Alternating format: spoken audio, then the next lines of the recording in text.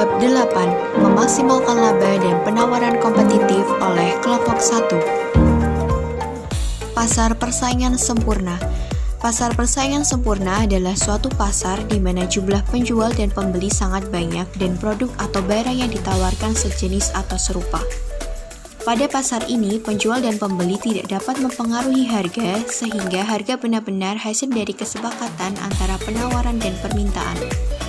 Contoh barang yang dijual pada bentuk pasar ini adalah beras, gandum, dan kentang.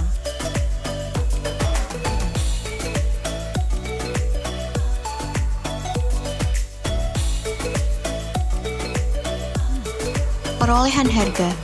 Karena setiap perusahaan menjual sejumlah barang dengan proporsi yang kecil terhadap output total pasar, keputusan masing-masing tidak terdampak terhadap harga pasar. Oleh karena itu, setiap perusahaan memperoleh harga pasar secara langsung. Singkatnya, perusahaan yang berada dalam pasar kompetitif merupakan penerima harga.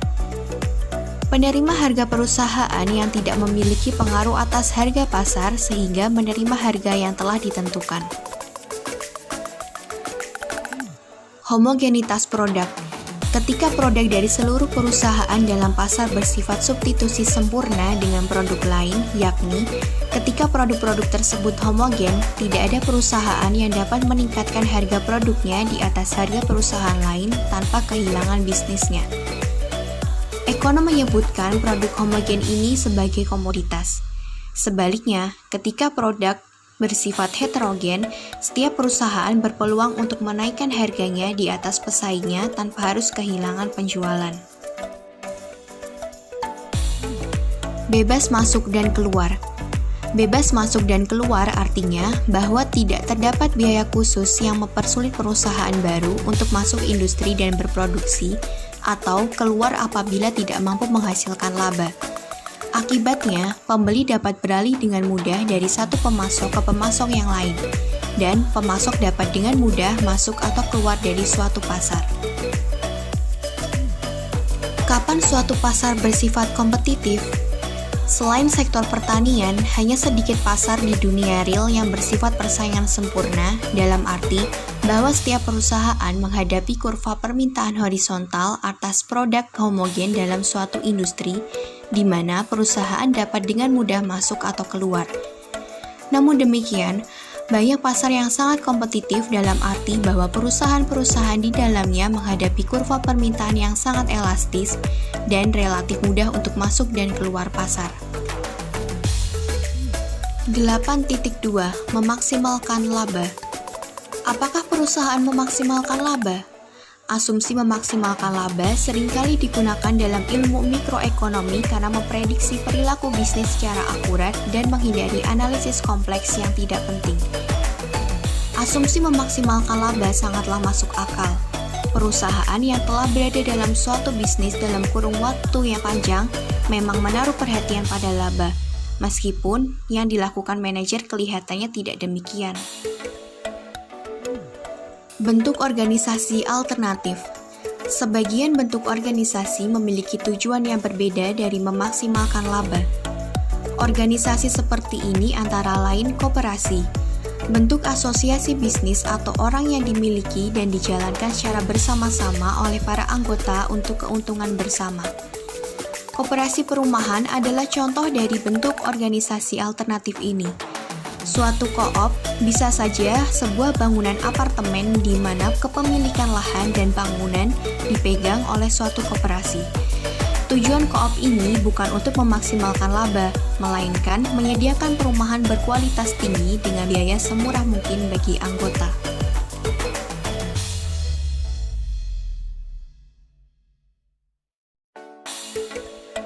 Kita mulai dari pengertian laba. Apa sih laba itu? Laba adalah selisih antara penerimaan total dan biaya total, sehingga laba dapat dituliskan dengan rumus PI sama dengan RI min CI, di mana P adalah selisih antara penerimaan dan biaya, I adalah output perusahaan, R adalah penerimaan perusahaan, P adalah harga produk, dan C adalah biaya produksi. Nah, untuk bisa memaksimalkan laba, maka output perusahaan harus besar. Artinya, selisih antara penerimaan dan biaya harus mencapai yang terbesar. Penerimaan marginal. Penerimaan marginal adalah perubahan dalam penerimaan akibat adanya penambahan output.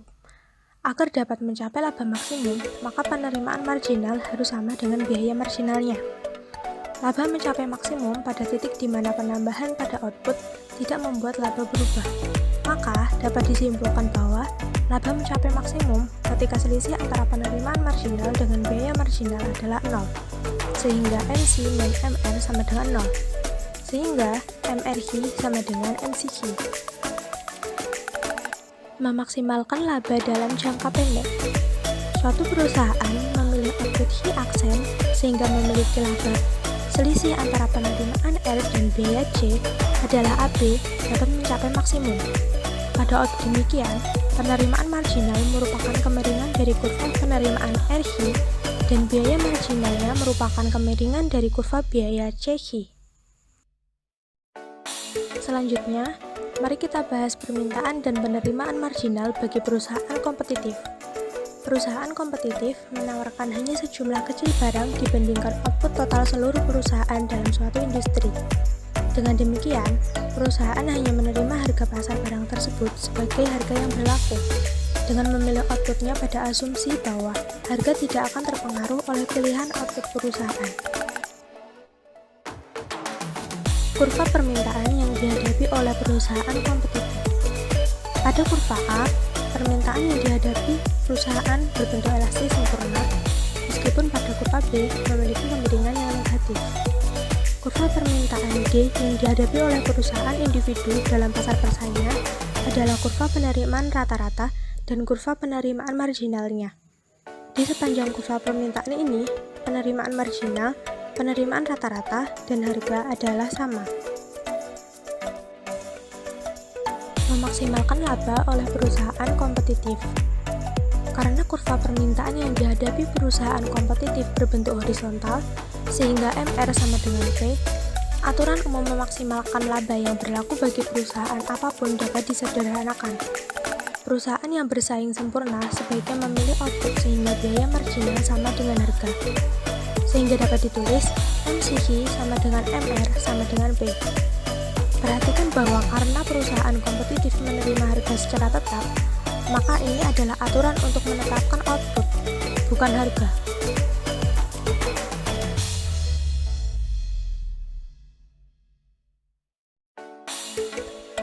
Yang pertama, memaksimalkan laba jangka pendek oleh perusahaan kompetitif.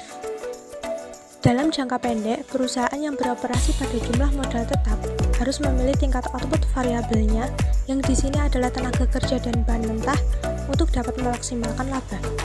Kondisi memaksimalkan laba adalah sebagai berikut.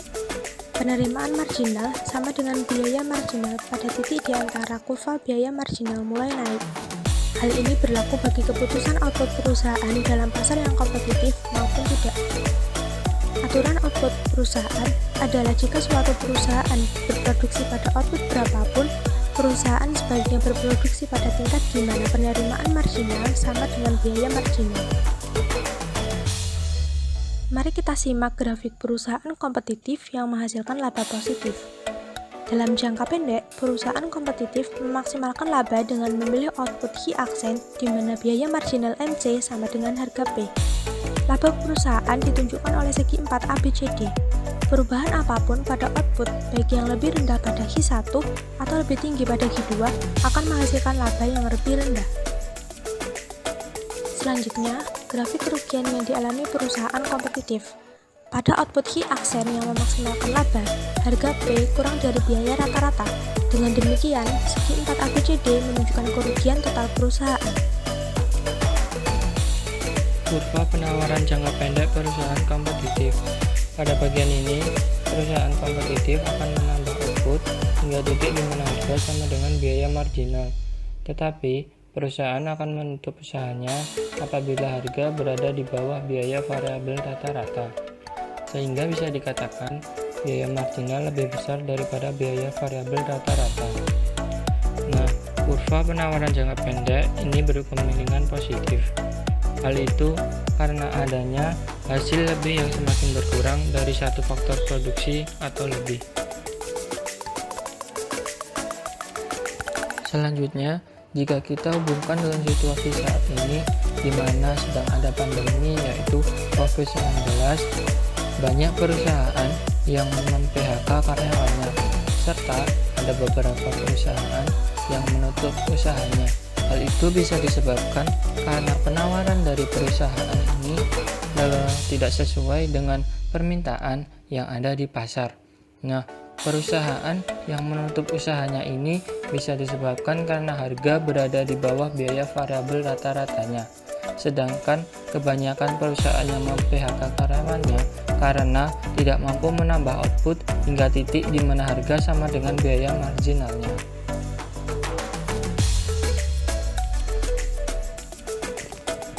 Mari kita lihat kurva penawaran jangka pendek perusahaan kompetitif.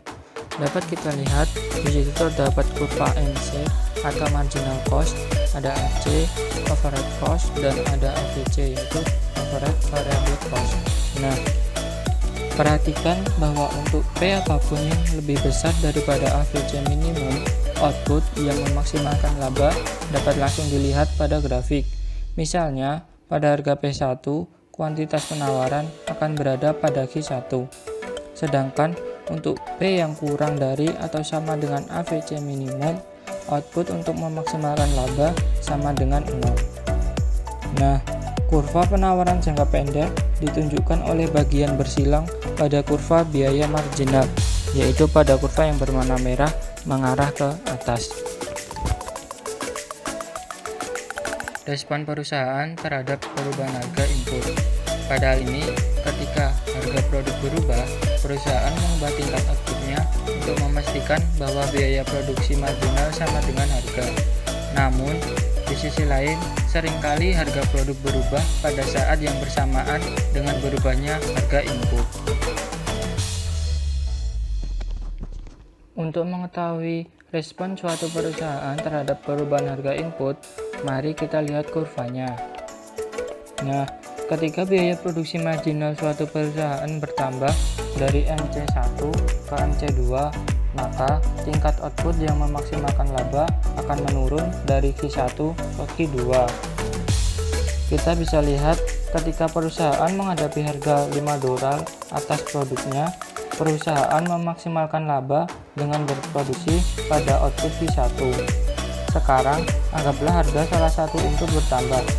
Karena sekarang lebih mahal untuk memproduksi setiap unit output, peningkatan harga ini menyebabkan kurva biaya marginal bergeser dari MC1 ke MC2. Output yang memaksimalkan laba sekarang berada di Q2, di mana P sama dengan MC2. Dengan demikian, harga input yang lebih mahal menyebabkan perusahaan mengurangi outputnya. Selanjutnya, kita beralih pada kurva penawaran pasar jangka pendek.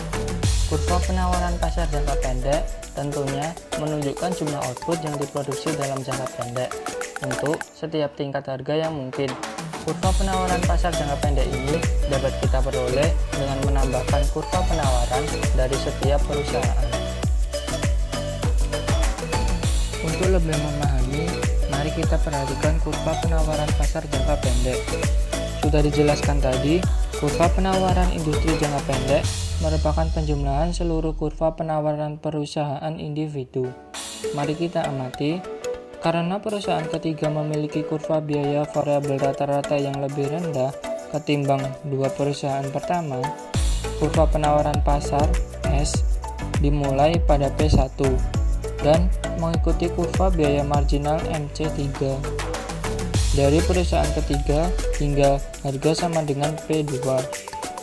Ketika kurva membentuk pada P2 dan seluruh harga di atasnya, kuantitas penawaran industri merupakan penjumlahan kuantitas penawaran dari setiap perusahaan. Jadi, dapat kita lihat kurva penawaran pasar jangka pendek itu dapat kita lihat pada kurva yang berwarna merah. Kita beralih lagi pada surplus produsen dalam jangka pendek. Surplus produsen suatu perusahaan adalah penjumlahan seluruh unit yang diproduksi yang berasal dari selisih antara harga pasar barang dan biaya produksi marginal. Mari kita lihat kurva surplus produsen suatu perusahaan. Kurva tersebut menunjukkan surplus produsen jangka pendek suatu perusahaan. Nah, output yang memaksimalkan laba adalah Q bintang, di mana P sama dengan MC. Surplus yang produsen peroleh dari menjual setiap unit output adalah selisih antara harga dan biaya marginal memproduksi unit tersebut. Surplus produsen dengan demikian merupakan penjumlahan dari surplus unit atas seluruh unit yang dihasilkan perusahaan. Hal ini ditunjukkan oleh bidang berwarna orange di bawah kurva permintaan horizontal perusahaan dan di atas kurva biaya marginalnya dari output 0 hingga output Q bintang yang memaksimalkan laba. Untuk kurva surplus produsen suatu pasar dapat kita lihat pada bidang yang berada di bawah harga pasar dan di atas kurva penawaran pasar antara 0 dan output Q yang berwarna orange. Memilih output dalam jangka panjang. Dalam jangka pendek, satu atau lebih input bersifat tetap, bergantung pada waktu yang tersedia. Hal ini mungkin membatasi fleksibilitas perusahaan untuk menyesuaikan proses produksi. Sebaliknya, pada jangka panjang, perusahaan dapat mengubah seluruh inputnya. Setelah menganalisis keputusan output jangka panjang, suatu perusahaan yang memaksimalkan laba jangka panjang pasar persaingan, kita membahas sifat equilibrium kompetitif dalam jangka panjang. Memaksimalkan laba jangka panjang. Dalam jangka panjang, perusahaan memaksimalkan labanya dengan memilih output di mana harga sama dengan biaya marginal jangka panjang atau LMC. Output Q3 memaksimalkan laba karena pada tingkat output yang lebih rendah, penerimaan marginal dari produksi tambahan lebih besar daripada biaya marginal dan timbul keinginan untuk ekspansi. Dan pada tingkat output yang lebih besar dari Q3, biaya marginal lebih besar daripada penerimaan marginal sehingga mengurangi laba. Dengan meningkatnya output jangka panjang, perusahaan meningkatkan labanya dari ABCD menjadi EFGD. Equilibrium kompetitif jangka panjang. Agar equilibrium meningkat dalam jangka panjang, kondisi ekonomi tertentu harus terpenuhi. Perusahaan-perusahaan dalam pasar tersebut tidak boleh keluar secara bersamaan, sehingga tidak ada perusahaan di luar pasar tersebut yang ingin memasuki pasar. Tetapi, apakah hubungan antara profitabilitas masuknya perusahaan dan equilibrium jangka panjang? Kita dapat melihat jawaban dengan menaikkan laba ekonomi dengan insentif untuk masuk dan keluar suatu pasar. Rente ekonomi. Economic rent atau rente ekonomi adalah pembayaran untuk barang atau jasa di luar jumlah minimum yang diperlukan untuk mempertahankan pasokan. Dengan kata lain, ini adalah perbedaan antara produk marginal dan biaya peluang. Ketika suatu perusahaan mengontrol sumber daya produksi yang berharga seperti tanah, tenaga kerja, dan modal, ia akan menggunakan sumber daya untuk mendorong ke jumlah produksi yang optimal. Kuantitas optimal dicapai ketika biaya marginal perusahaan sama dengan pendapatan marginalnya.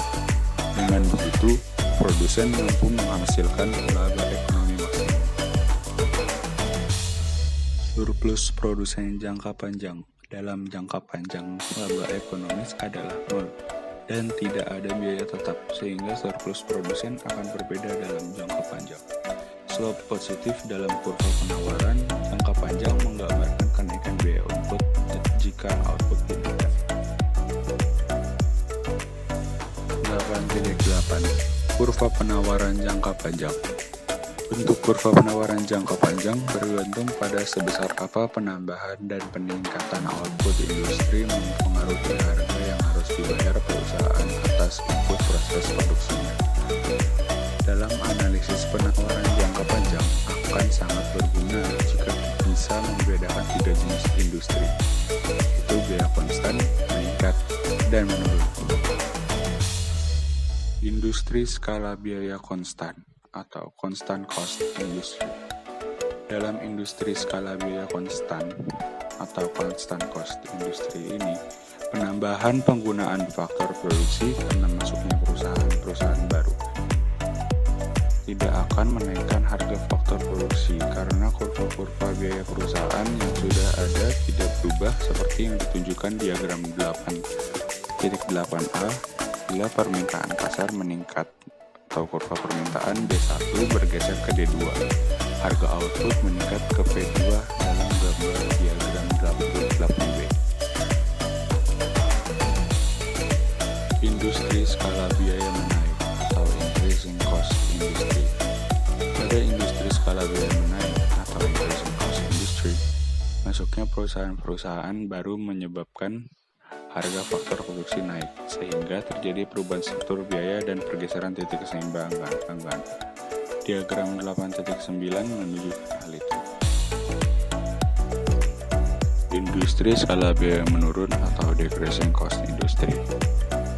Industri skala biaya menurun adalah masuknya perusahaan-perusahaan lain ke dalam industri justru menurunkan harga faktor produksi karena efisiensi skala besar atau large scale economies.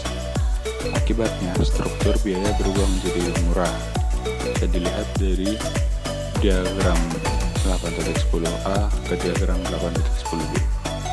Meningkatnya permintaan D1 ke D2 pada diagram 8.10c menaikkan harga jual ke P2 yang mengundang masuknya perusahaan-perusahaan lain. Sekian dan terima kasih.